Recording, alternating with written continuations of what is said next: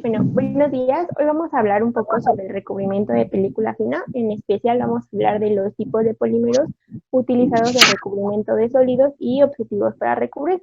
Bueno, este equipo está conformado por Aguirre Montecho José Gerardo, Saldaña Sánchez Rosario y una servidora, Mesa Sánchez Carla. Bueno, para hablar de este tema, hoy tenemos a dos expertos. Uno de ellos es la QFI Heidi Janet Ramírez Rodríguez, que es coordinadora de transferencias en farmacéutica hispanoamericana, y al ingeniero químico Aaron Martínez Cruz, que es encargado del área de formulaciones en la misma empresa. Bueno, como primera pregunta tenemos, ¿cómo es que llegaron a este trabajo? ¿Cómo lo consiguieron? ¿Cómo fue la entrevista? Cuéntenos, por favor. Ok, bueno, primeramente a mí me contactaron por OCC. Mediante OCC concertamos una entrevista. El primer contacto que tuve fue con el Departamento de Recursos Humanos y de ahí me hicieron una segunda entrevista con el gerente de desarrollo y a partir de ese momento empezó el proceso de selección.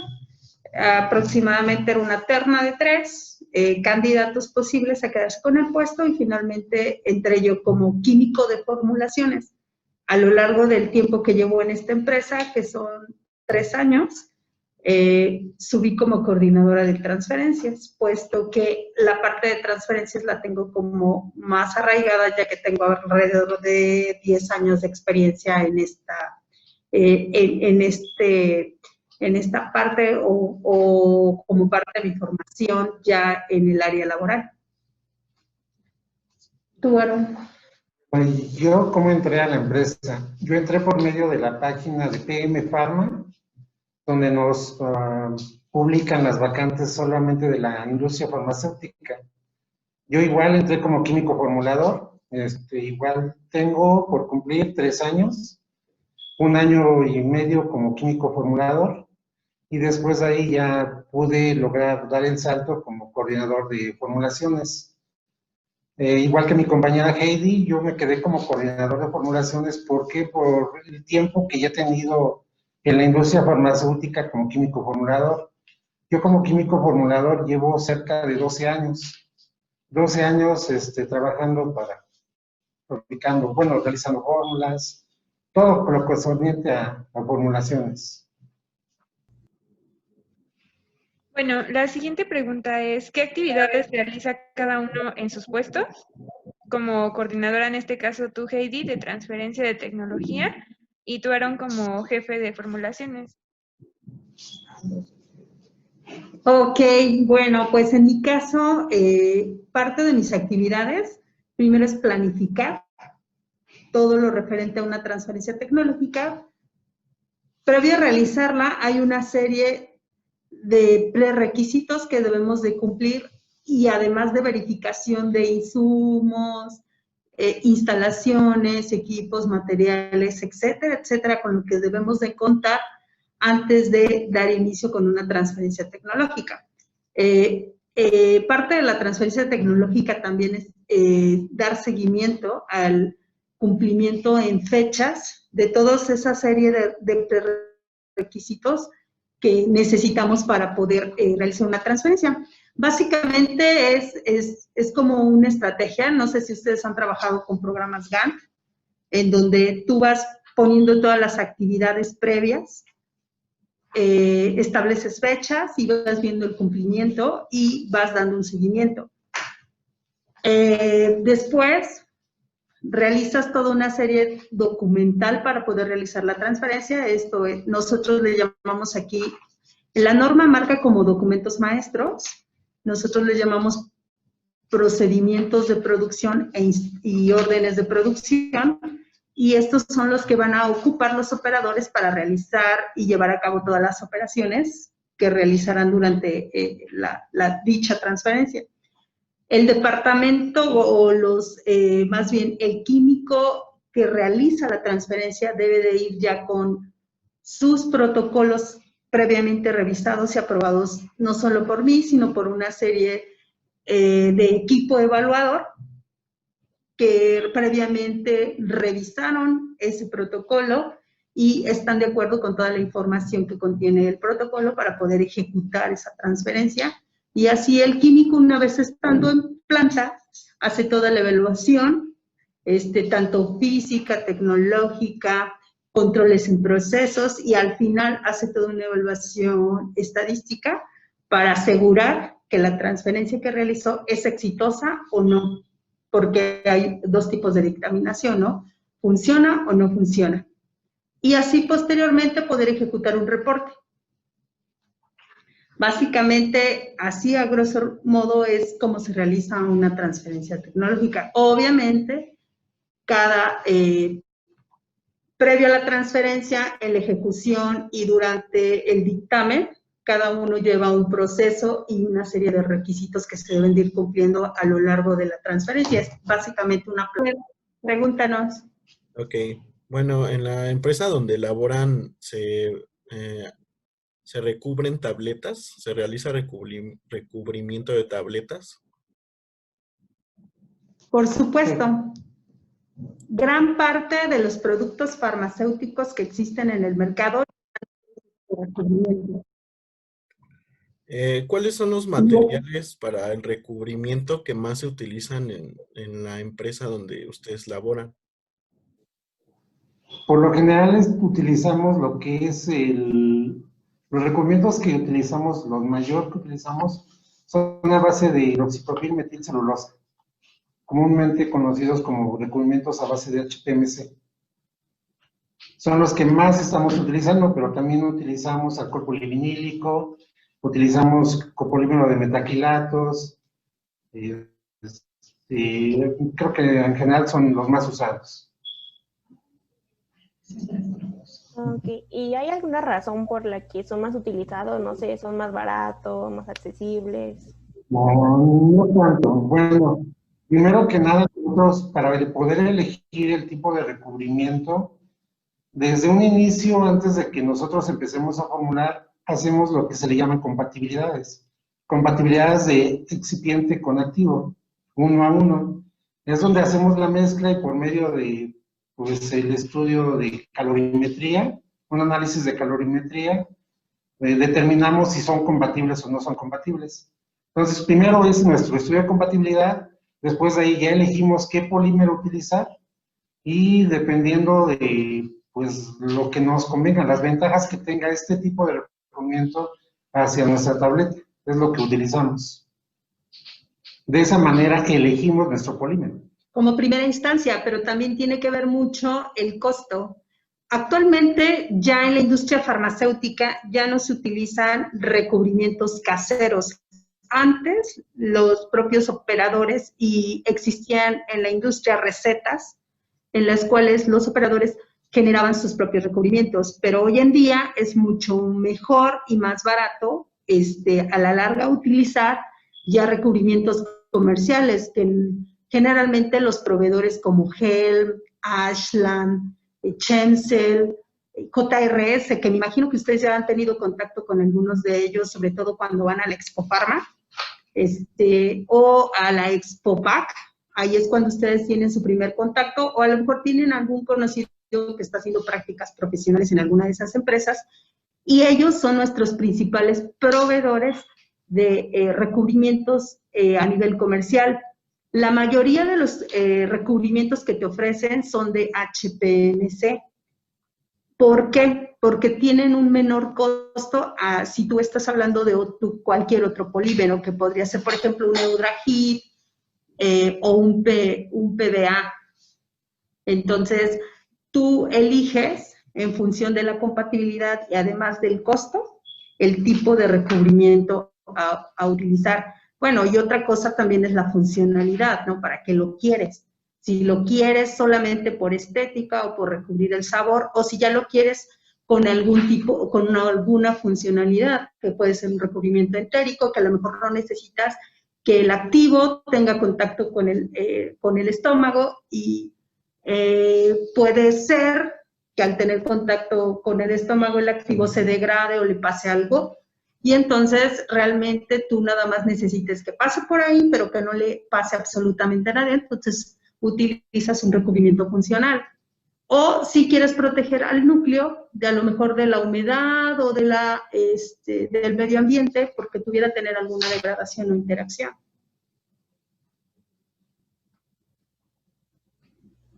Sí, yo tengo una duda. Con respecto a los polímeros que hacían antes, los ¿qué me dijo? Los Recubrimientos caseros. habían- Llamamos así porque los hacíamos aquí, las propias empresas tenían sus fórmulas para hacer sus recubrimientos. Ajá, con respecto a eso, ¿fue por alguna norma o algo así que se dejó de hacer o fue No, por... más que nada fue por funcionalidad. Al hacer una fórmula completamente diferente a tu fórmula del núcleo, pues, ¿qué es lo que ocupas? Ocupas, pues, tiempo, proceso. Entonces, para acortar más que nada los tiempos de proceso, los tiempos de mezclado de tu recubrimiento, pues, acortas tiempos, es por funcionalidad nada más. Y ahorita, por lo general, pues ya los proveedores ofrecen ya un recubrimiento ya nada más listo para que tú lo adiciones al agua y ya. O sea, es más que nada por funcionalidad. Ok, bueno, gracias. Aparte, de verdad que antes la farmacéutica no contaba ni siquiera con el herramental necesario para generar sus propios recubrimientos. Ustedes,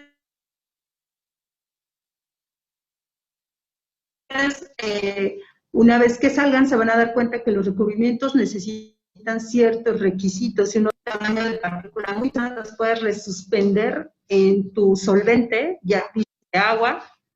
Generalmente ahorita ya es el más usado por seguridad y otras cosas que después vamos a ver.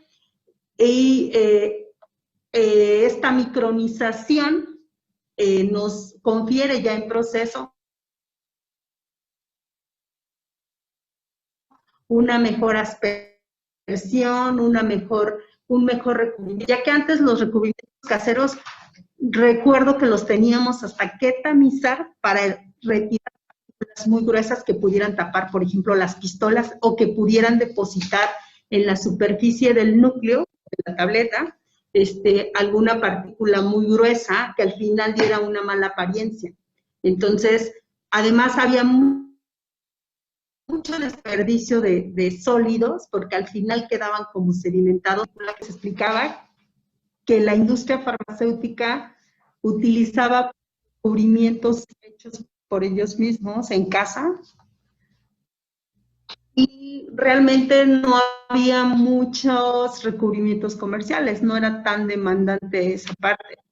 Pero cuando empezaron a ver y a demostrar que se aprovechaba mejor un recubrimiento comercial en cuanto a que requerías menor cantidad para recubrir. La que les ponía es de que, por ejemplo, si para 100 kilos de X tableta tú requerías antes fabricar o hacer en la planta alrededor de 2 kilos de recubrimiento, a lo mejor con un comercial te llevas el 50% menos, entonces eso abarata en costo. O sea, tenemos un desperdicio del 50%. Además, los recubrimientos en casa llevaban mucho tiempo de proceso. Ustedes van a ver cuando estén en la industria o a lo mejor en alguna práctica que ustedes realicen, que el proceso de recubrimiento son largos y son lentos. Entonces, imagínense con un recubrimiento casero, en el cual no tienes un control del tamaño de partícula, que tienes que estar verificando y monitoreando de que no se te esté sedimentando en la parte inferior tu recubrimiento. Hacía muy tedioso el proceso. Cuando llegan los proveedores y te ofrecen recubrimientos más novedosos, donde tú vas a aprovechar la mayor cantidad de sólidos y que además te ofrece abatir tiempos de proceso, pues eso se hace mucho más novedoso en la industria y vuelve y se revoluciona. Y hoy en día tenemos ya muchos proveedores que nos ofrecen recubrimientos mucho más novedosos, sofisticados, en los cuales no tenemos que utilizar solventes orgánicos que sí o no representan un riesgo para el operador, para los equipos y en los procesos.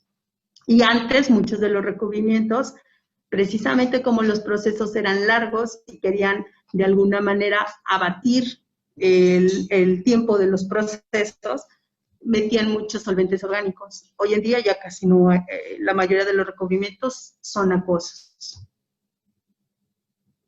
Gracias. Siguiente pregunta, por favor.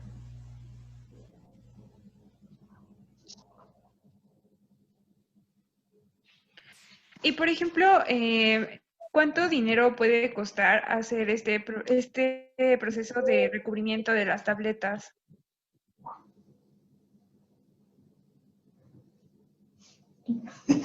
Tú tienes el de los dineros. Bueno, ¿cuánto nos lleva ¿cómo decirlo? Un valor, así que te diga exacto, pues no lo tenemos, ¿no? Porque depende de la cantidad que vayas a comprar de recubrimiento. Entre mayor cantidad compres, tu costo es menor. Pero en general, en porcentaje, yo le calculo más o menos entre un 7 y un 8% del costo del producto, el 7 o el 8% es el costo de tu recubrimiento. Y, por ejemplo, entonces, ¿qué es lo que tiene el mayor porcentaje de costo? Si no es el recubrimiento. ¿Sería la materia prima? Una parte es el material de envase y empaque, que creo que es el que tiene el mayor costo en conjunto con el activo. Y bueno, en general en conjunto tienes que ver el costo de la materia prima, el costo de tu proceso, el costo de las horas hombre. Tienes que englobar todo para sacar un costo general por unidad de producto terminado. Muchas gracias. Siguiente pregunta, por favor. Y bueno, en general, ¿cuáles son los tipos de polímeros que se utilizan para el recubrimiento? Ok. Tenemos, los agrupamos por y actualmente nosotros trabajamos con derivados de celulosa, los derivados de metacrilatos, derivados polivinílicos, principalmente, que son los más usados ahorita en la industria. Sí, son los que les habíamos comentado. Por lo general utilizamos el hidroxipropilmetilcelulosa, la hidroxipropilcelulosa, alcohol polivinílico y los copolímeros de metacrilato. En los copolímeros de metacrilato hay diferentes tipos de copolímeros. Algunos son dependientes de pH, otros no son dependientes, algunos son entéricos. Ahí sí hay mucha variedad. Ok, ¿y hay algunas características que debe cumplir el polímero ideal, por así decirlo, para ser utilizado en el recubrimiento de película? Pues básicamente el polímero ideal debe de ser de fácil resuspendibilidad, tener un tamaño de partícula muy uniforme, tener una buena adherencia, eso es como súper importante, y que no dependa del pH, porque a veces, bueno, aunque hoy en día sabemos que vamos a depender principalmente del principio activo para la selección del polímero, dependiendo de las características físico-químicas del principio activo y el sitio de acción de ese principio activo, va a ser tu selección de polímero, pero básicamente es eso, ¿no? Y que sea soluble en agua.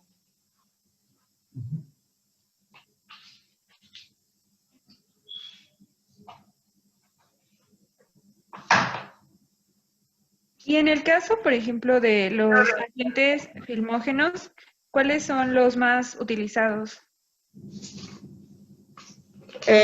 Los agentes filmógenos son los que veníamos diciendo, son, por ejemplo, el HPMC, en este caso, el metacrilato más utilizado es el Eudragid, que como bien decía Aarón, el Eudragid va desde dependientes de pH o que tienen alguna funcionalidad como que pueden servir como recubrimiento entérico o que pueden ser de liberación inmediata, ¿no? Que pueden funcionar como un HPLC, ¿no? Los HPLCs generalmente son de liberación inmediata. Otro tipo de polímero, pues ya veíamos que son los derivados de vinílicos, que es el PBA, que es el ácido polivinílico, y este también es de liberación rápida. Muchas gracias. Siguiente pregunta. Y bueno, ¿nos podría compartir algunas recomendaciones a aplicar durante el proceso de recubrimiento?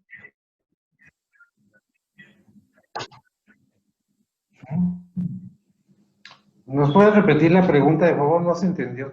Creo que Claro que sí. recomendaciones. Que si nos podría compartir algunas recomendaciones a aplicar durante el proceso de recubrimiento. Ok. Hay que ajustar durante el proceso, hay que tener varios ajustes.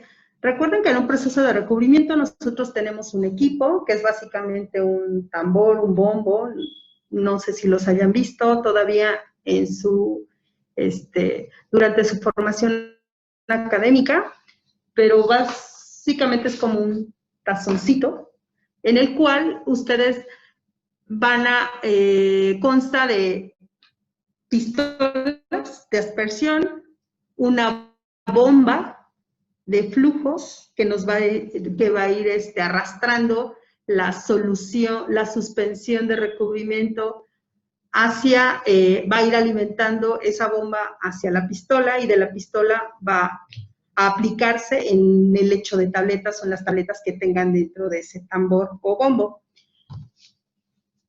Nosotros tenemos que hacer diferentes ajustes técnicos antes de iniciar el proceso de recubrimiento. Uno de ellos es definir la velocidad del flujo con el cual se va a aplicar esa suspensión de recubrimiento, ajustar la distancia de la pistola hacia donde cae nuestra cama de tabletas. Las presiones son súper importantes, la presión que tú le vas a aplicar la presión de aire que va a salir de la pistola para poder abrir un abanico. Hagan de cuenta que esa presión de aire va a romper cada gota de recubrimiento y lo va a hacer en diminutas gotitas y al final se ve como si fuera un abanico. Híjole, no hicimos ningún dibujito. Y debemos de definir esa presión. ¿Qué otra cosa? La velocidad de resuspendibilidad en la cual va a permanecer la agitación del recubrimiento. Esa agitación debe de ser moderada una vez que ya se resuspendió el recubrimiento por acá en un tanquecito. Debe de ser moderada, no debes de generar muchas burbujas. Generalmente los recubrimientos no lo generan, pero solamente debe de generar cierta turbulencia. Sí, creo que, bueno, perdón, sí. Uno de los puntos más importantes, lo más recomendado en cuanto a las tabletas para poder tener un buen recubrimiento es tener una fiabilidad baja. Por lo general, como especificación, nos manejan tener una fiabilidad menor al 1% en tabletas. Pero nosotros de manera interna manejamos un porcentaje que sea menor a 0.25. ¿Para qué? Para que tus tabletas aguanten todo tu proceso de recubrimiento. Entonces, por lo general, si podemos sacar ese porcentaje de fiabilidad muy cercano al cero, pues mejor para nosotros.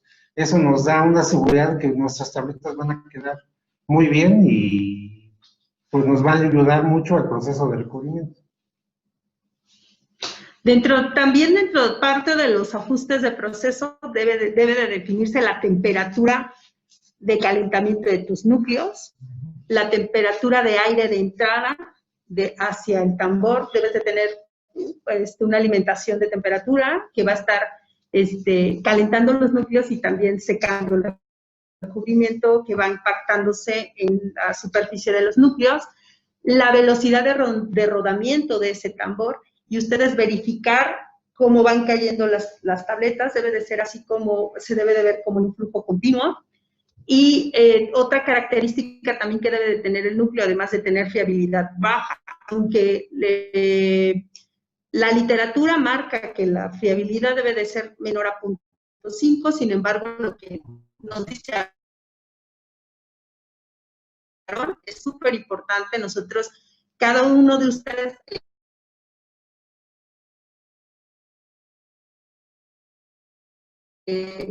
van definiendo, dependiendo del núcleo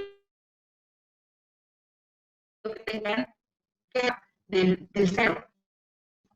Además, deben de ver muy bien la forma. Casi todas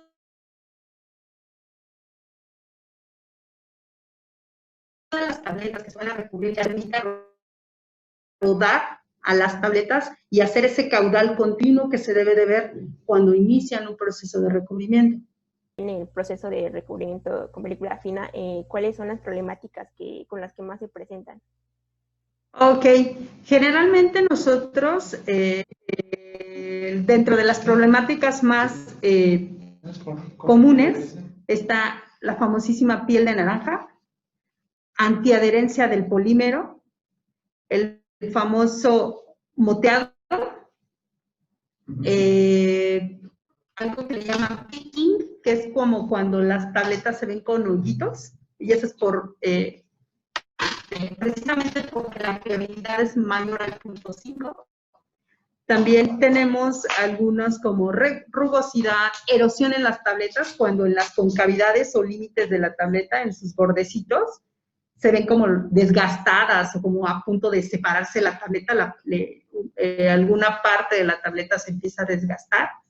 Eso es de lo más común. Y sobre todo eso lo ves, por ejemplo, la erosión del núcleo y el fenómeno de erosión de la tableta O2 se ven, son por falta de tener una buena friabilidad, o sea, una friabilidad menor al 0.5, que es lo que veíamos con Aaron.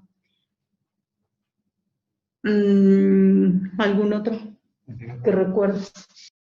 El efecto muégano, cuando se sobrerecubren los núcleos y no es suficiente la temperatura para secar el recubrimiento, se empiezan a pegar unas con otras y se ven como unos muéganos, así, un puño de pegadas.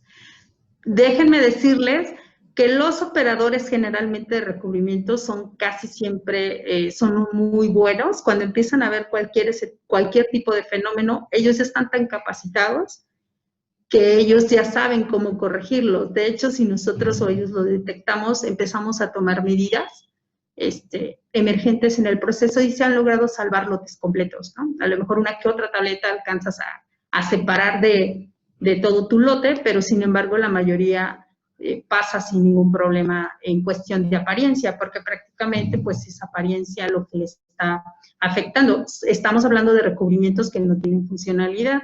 Cuando son recubrimientos con funcionalidad, hay que evaluar otra serie de cosas. Ok. Y por ejemplo, cuando llega a haber algún error y si hay pues una cierta cantidad pues importante que está mal hecha o así, ¿qué hacen con ese producto? ¿Lo desechan o cuál es el tratamiento? Se rechaza. Normalmente cuando ya tienes una cantidad considerada de, no sé, en este caso, tabló, lo que más nos llega a presentar es el pegado de tabletas. Si ya tienes una cantidad considerada de que se te pegó, no, pues ya de plano rechazas el lote y pues se desecha completamente.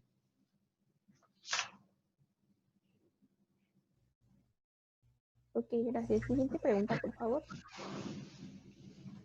Bueno, la siguiente pregunta es, ¿cómo se determinan las cantidades que se van a requerir de polímero filmógeno para cada fórmula del recubrimiento en película fina? Ah, ok. ¿Qué cantidad es la que requerimos? Cuando nosotros tenemos recubrimientos estéticos de protección a la humedad, protección a la luz, por lo general metemos el 3% de ganancia en peso. Esto es, si utilizamos recubrimientos de HPMC, HPC o alcohol polivinílico. Cuando nosotros tenemos ya algún recubrimiento que tiene una funcionalidad, pues ya va dependiendo para qué lo queremos. Va a partir del 4%, algunos del 8%, hasta el 15% aproximadamente, que son los recubrimientos entéricos. es el 15% de la ganancia en peso.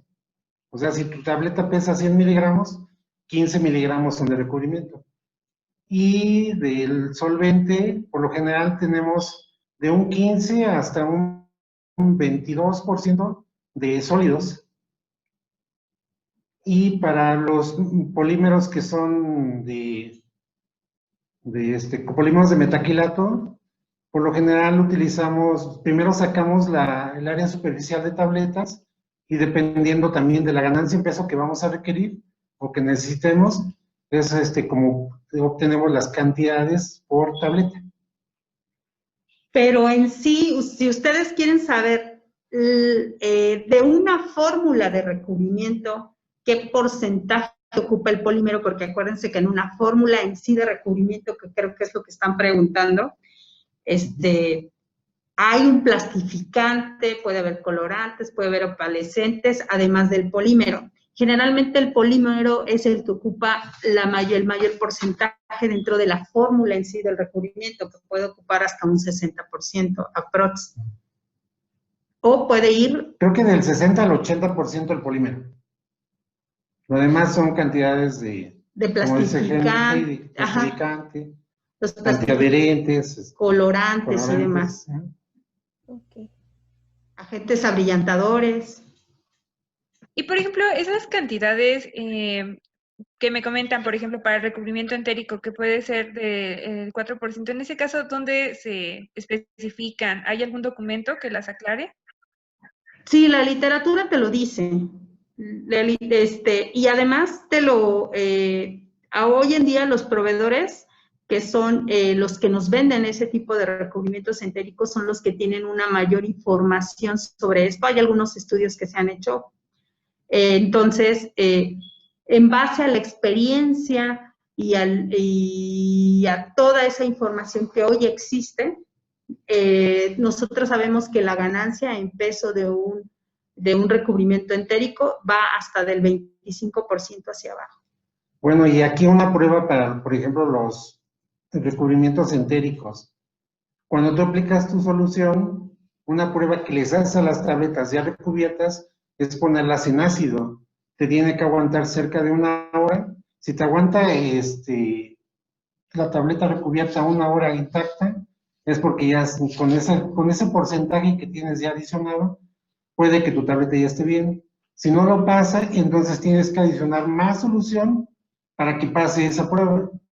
Esa prueba como que es el punto de partida para saber qué cantidad de recubrimiento vas a adicionar a tus núcleos. Oh, bueno, muchas gracias. Es muy interesante todo eso. Siguiente pregunta. Bien, hace rato que nos mencionaba de los plastificantes. ¿Cómo se elige el tipo de plastificante que se requiere para la formulación del recubrimiento? Pues bueno, ya les habíamos comentado, nosotros ya no trabajamos con recubrimientos caseros. Nosotros ya trabajamos con recubrimientos pues ya donde viene todo ya incluido. Los proveedores ya nos dan los recubrimientos ya todo incluido. Pero, por ejemplo, te puedo decir de los Eudragits, que son los copolímeros de metaquilato, el clasificante más utilizado es el trietilcitrato. Para los recubrimientos que son a base de HPMC, HPC, o por alcohol polivinílico, los más usados es una glicerina, un propilenglicol, son los más usados. De hecho, ellos, los proveedores generalmente ellos también tienen una parte de formulación cuando están generando sus nuevas fórmulas de recubrimiento y ellos, en base a qué seleccionan todos los componentes de sus recubrimientos que van a acompañar a su polímero, pues también lo hacen igual que nosotros. Hacen estudios de compatibilidad, además de ver las interacciones que ayuden y que no desfavorezcan, en este caso, una película de recubrimiento, porque esa es la funcionalidad principal de un recubrimiento, formar una película y además de tener otras funciones muy específicas que tiene que realizar realmente un recubrimiento, dependiendo para qué lo lo queramos, ¿no? Si lo queremos estético o si lo queremos con alguna funcionalidad como las que ya veíamos. Si no, hay que apagar el... Sí, nos escucha. Sí, sí lo escuchamos. Ah, ok. Y bueno, con respecto a los solventes, dijeron que en su mayoría pues ocupan agua, pero cuando hay que ocupar otro solvente, ¿cómo se hace esa elección? Generalmente el más usado es el alcohol isopropílico. Pudiera ser en algunos casos que el etanol, pero eso ya te lo sugiere quien te vende el recubrimiento, te dice con qué lo puedes utilizar. Como no son muy seguros, generalmente los equipos tienen que estar aterrizados a tierra para no causar explosiones, y como medidas de seguridad, pues es trabajar bajo temperaturas bajas, porque pues un solvente orgánico tiene cierto tipo de riesgos, además de ser tóxicos, ¿no? Para el ser humano, por más que digamos que un alcohol a lo mejor se puede estar evaporando, ciertos vapores que se están evaporando y que se los puede llevar, dentro del equipo hay una función que es la extracción del aire y de los vapores que se van generando y el polvo libre que va saliendo del proceso, y también se están llevando esos vapores orgánicos, pero otra parte puede quedar dentro del área, entonces eso no es seguro para el operador, ¿no? Todos esos vapores que se respiran suelen ser tóxicos.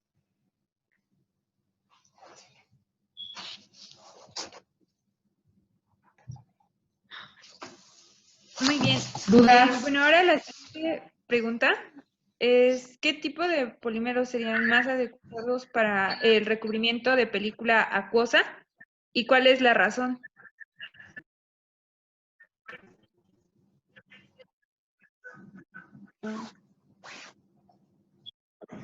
El HPMC es el más usado, principalmente por su solubilidad en agua. ¿Qué es lo que hace recordemos que todos estos polímeros, los polímeros cuando están secos, cuando no hay ningún solvente, Creo que no te escucharon. son generalmente hechos como bolita. Cuando tú los hidratas, esto es con agua o con algún otro solvente, se desdoblan y aumentan su área superficial. Eso también les da poder de adherencia. Y el HPMC, al igual que el PDA, son uno de los mejores polímeros, tienen una buena adherencia y son muy amigables con la mayoría de los APIs que utilizamos en la industria farmacéutica. Son ideales para recubrimientos estéticos, y esto, aparte de que son baratos, no son tan costosos. A lo mejor el PDA sí es un poquito más costoso que el HPMC, pero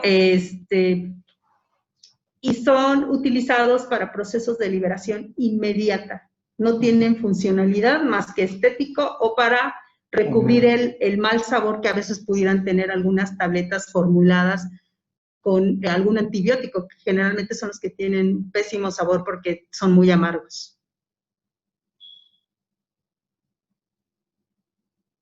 Muchas gracias. Siguiente pregunta, por favor. Bueno, ¿qué características debe tener el núcleo para definir si tiene que recubrirse con una película acuosa o con una orgánica? Pues primeramente que el principio activo del núcleo no debe de tener ninguna interacción, en este caso acuoso. Hoy en día veíamos que la mayor parte de los recubrimientos que existen ya nos ofrecen son acuosos, pero si llegáramos a tener algún, que el lápiz se degrade con el agua o que tenga alguna interacción con el agua, pudiera no ser lo mejor seleccionar un recubrimiento acuoso. A lo mejor ahí nos tendríamos que ir con un orgánico. Además, hay algo que también ustedes tendrían que evaluar, la hidratación. Hay APIs muy, muy solubles en agua que al momento de estar en contacto con recubrimientos acuosos se hinchan y se empiezan a degradar, se empiezan a deshacer. Entonces, ustedes también Ahí la mejor opción a lo mejor no sería seleccionar un recubrimiento de ese tipo, a lo mejor ahora ya se van por un orgánico.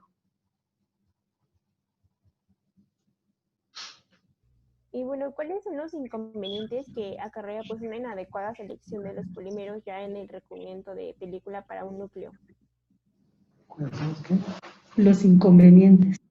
Pueden acarrear una inadecuada selección de polímeros en el recubrimiento.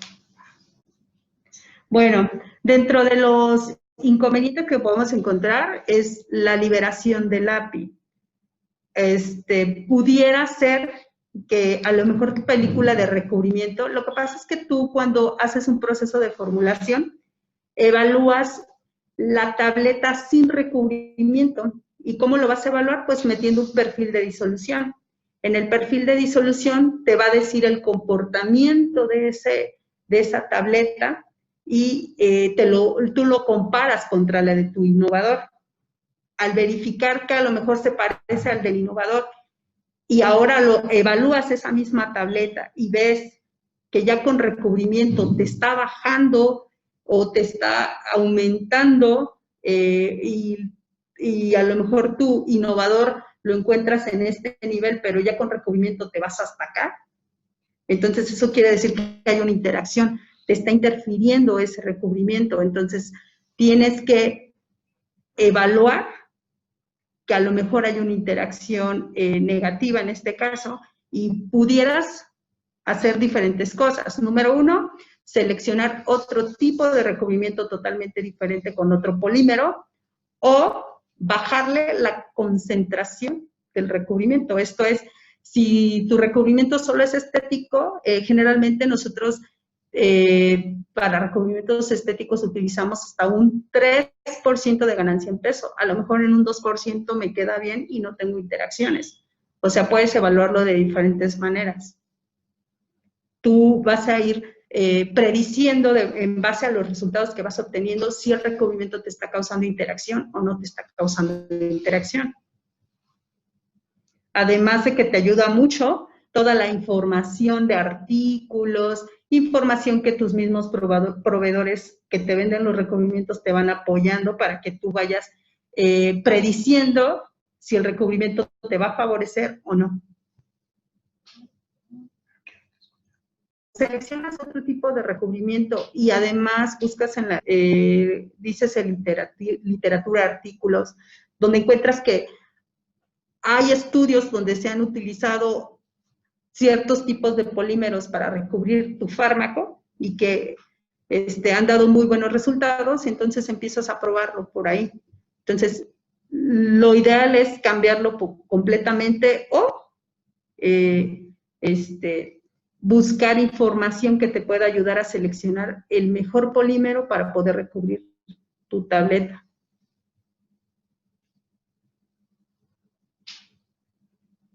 Y, por ejemplo, en el caso de las tabletas que presentan defectos, ¿cuál es la disposición final que se tiene con ellas? Como estamos en la etapa de prueba, porque todo esto de la selección del mejor recubrimiento, tú lo haces en la etapa de desarrollo, de diseño y desarrollo, la formulación, entonces haces pruebas muy pequeñas, no van más allá de 200, 300 gramos. Entonces casi todas, ese tipo de tabletas se confinan.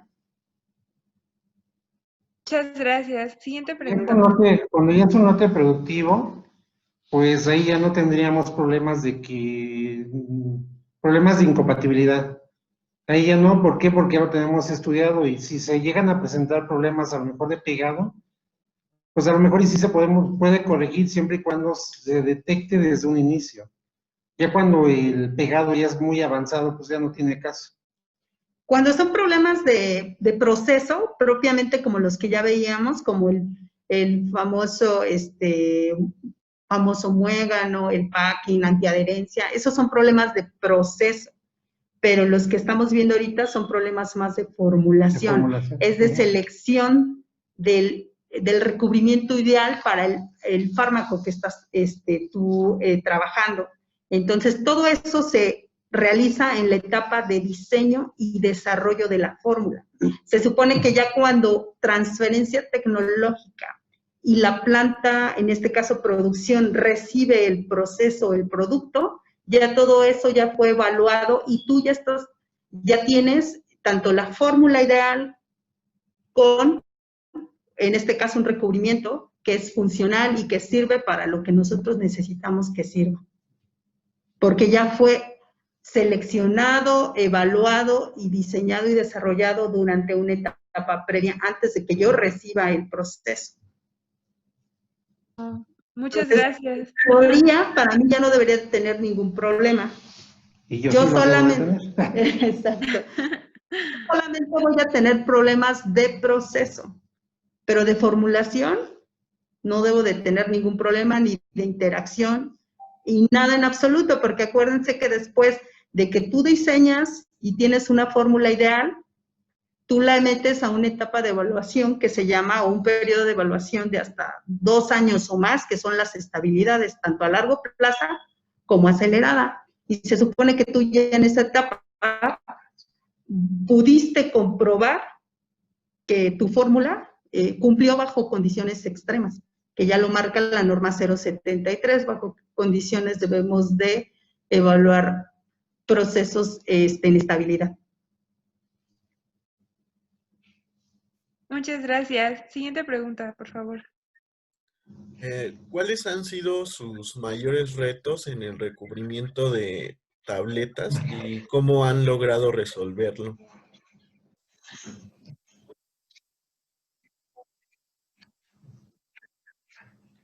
Fíjense que hoy en día ya los recubrimientos son mucho más amigables que antes. Yo les podría hablar de mi experiencia cuando inicié en la industria farmacéutica, donde los recubrimientos eran incómodos. Esos realmente sí eran un reto.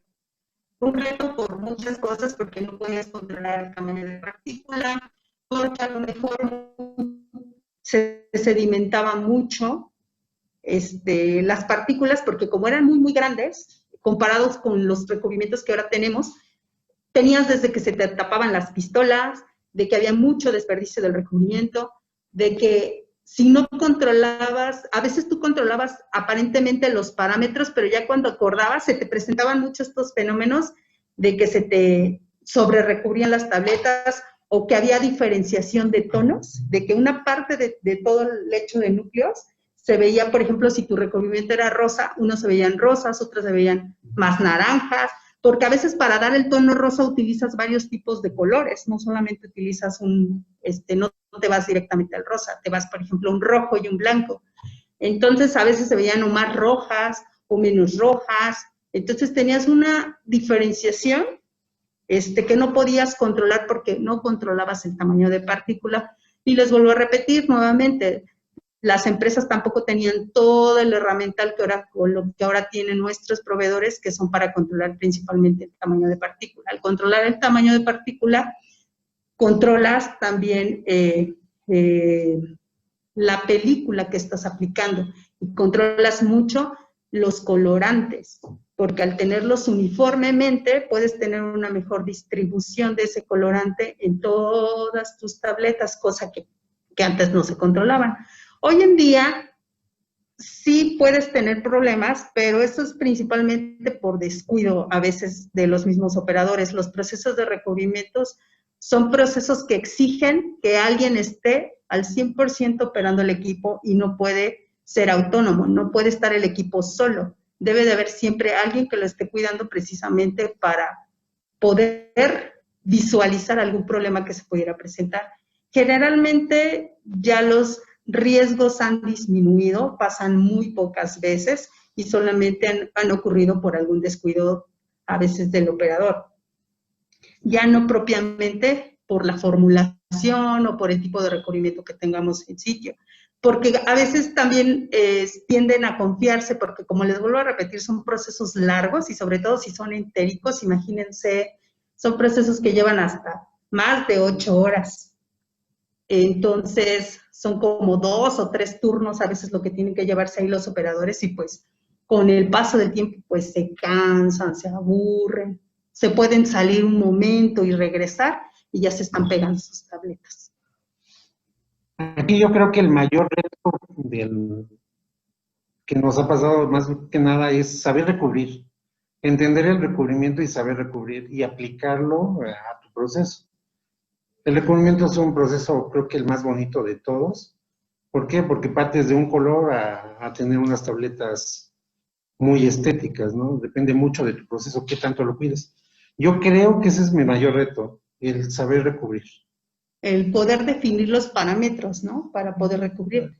También otro de los retos es saber recubrir tabletas con logo, porque las tabletas con logo deben de tener cierto diseño. Ese logotipo debe de tener cierta profundidad, cierto diseño, cierta amplitud, para que cuando tú estés recubriendo no se te puentee y al final no te quede como liso y como que medio se ve ahí el logotipo de la tableta, ¿no? Entonces, eso también a veces suele ser un reto. Nada más es, al principio, cuando estás en el proceso de transferencia, es donde se definen en sí los parámetros con los que tú vas a llevar a cabo tu proceso y vas a tener que definir esos parámetros para que tú puedas controlar el proceso. Una vez que tú estandarizas eso, ya nada más los dejas predefinidos, cargas una receta en el equipo y ya nada más los procesos que vengan solamente se reproducen y generalmente ocurren sin ningún problema si cuidaste cada uno de los pasos previos del proceso de recubrimiento. Y es por esto, ¿no? Que es como que los fármacos que son que tienen alguna recubierta son más caros, ¿no? Sí, es más costoso, porque los recubrimientos no son baratos, más o menos un kilo anda por los 1,200, por muy barato que sea, 1,200 pesos, un kilo de recubrimiento. Entonces, pues a lo mejor si tú evalúas el costo del producto ya en sí, pues a lo mejor no significa mucho, pero a nosotros nos hacen una evaluación de costos por unidad y nosotros tenemos que cumplir con esos costos por unidad cuando estamos en la etapa de diseño. Porque previamente las empresas pues ya evalúan la rentabilidad, ya evalúan sus ganancias, que en este caso sería utilidad, y ellos ven qué margen de ganancia les va a dejar cada producto, ¿no? Y entonces por eso ellos te marcan desde un principio la rentabilidad del producto y el costo que debe de tener. Y bueno, con respecto a los colorantes, ¿hay alguna característica que tengan que tomar en cuenta para elegirlos, artificiales, naturales? No sé. Como te volvemos a repetir, ya todos los recubrimientos son comerciales. Ya hoy en día la industria ya no se puede aventurar a hacer recubrimientos caseros por todo lo que les decíamos que implica, que son una serie de cosas que no podemos controlar a veces porque no contamos con todo lo necesario para hacerlo. Y ya los colorantes ya vienen preseleccionados por quien te vende el recubrimiento. Tú ya nada más eliges el color que le vas a dar a tu tableta en función de tu innovador o de las necesidades de la empresa. Este tipo de colorantes pueden ser colorantes de origen vegetal o los que marca la FDA. La FDA hoy en día te dice qué colorantes son los que podemos utilizar para productos farmacéuticos. Y estos colorantes, como casi todos nuestros proveedores, se basan en esos estándares para generar sus fórmulas de recubrimiento. Ellos generalmente nunca incumplen, siempre nos entregan una carta donde nos indican la fórmula quali quanti del recubrimiento que nos están vendiendo y sus colorantes son más que aprobados.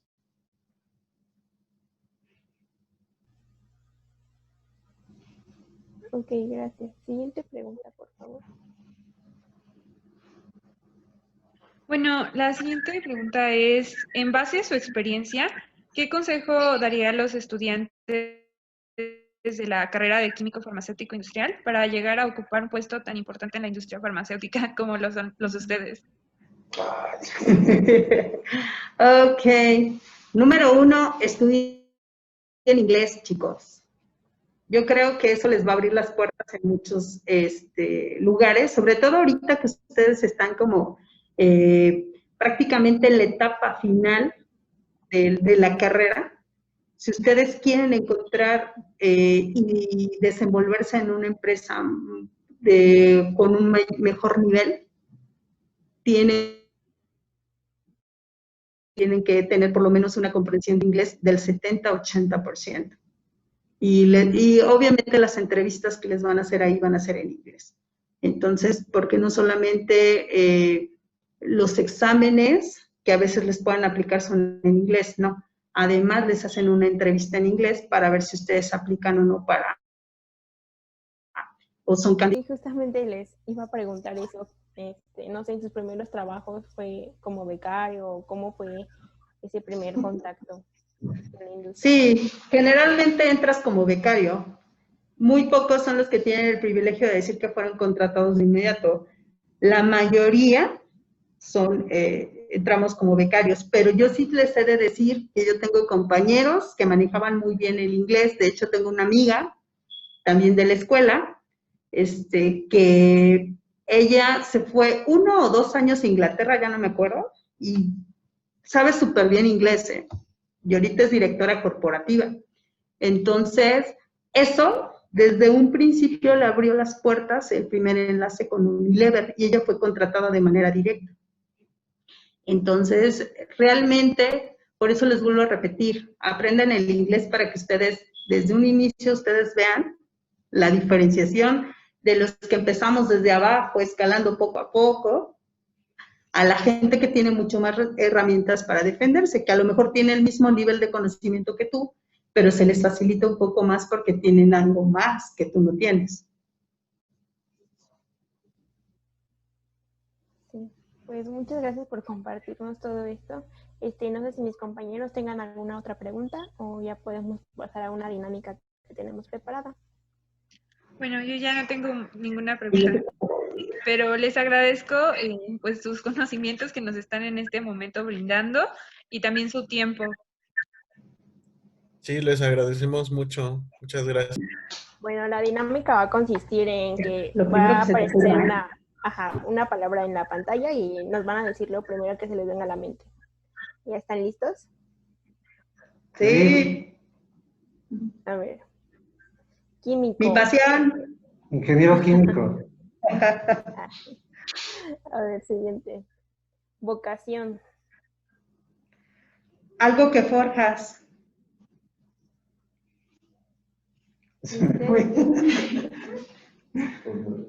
Formulaciones. A ver, siguiente. Industria. Industria farmacéutica. Conocimiento. A ver, siguiente. Medio ambiente.